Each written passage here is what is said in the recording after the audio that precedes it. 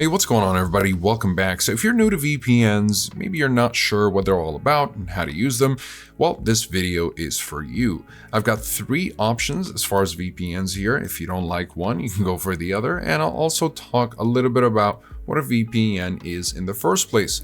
Now, a VPN, which stands for Virtual Private Network, it's a cybersecurity service that allows you to establish a digital connection between your computer and a remote server owned by the VPN. In this case, you can just choose any server that you like, as it is with most commercial VPNs. You can, let's say, just choose a server, and from there, your internet will basically interpret you as if you're in that country yourself. So if I were to just refresh, you'll see that I'm now in Germany, not because I'm physically in Germany, but because I'm connected to the ExpressVPN German server. So this can be useful for a variety of reasons. You can get access to streaming services that are not available to you. You can secure your devices while you're, let's say, on public Wi-Fi, because it's very dangerous to use unencrypted public Wi-Fi without a VPN. Otherwise, you'll put your data at risk, especially if you have any financial or sensitive data on any of your devices. You can also use a VPN to keep yourself as private as possible while torrenting or while browsing the web, if you want to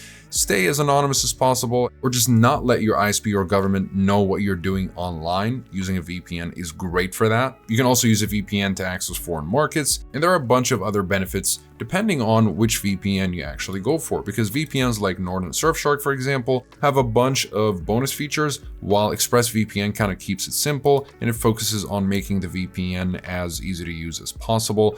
So it really depends on which one you want to go for. Now, if I were to recommend one of these 3, I would go for Express, but I'll explain that in just a second. Let me teach you how to use a VPN in the first place. So let's say you just downloaded your VPN. You can use the links below, by the way, if you want to save some money. But let's say you just downloaded your VPN and installed it.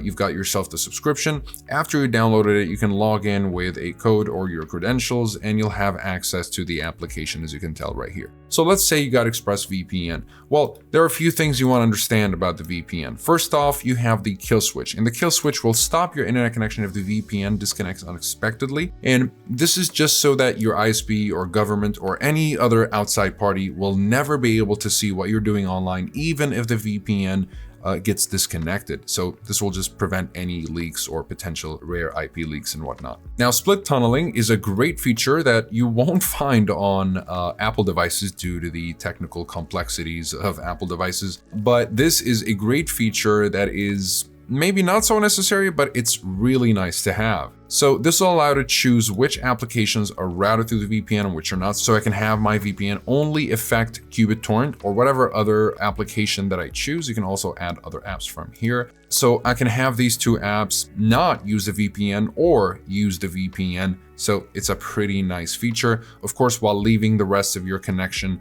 outside the VPN tunnel if you only allow the selected apps to use the VPN. While if you don't let them use the VPN, then whatever app you put here will not be affected by the VPN, while the rest will be.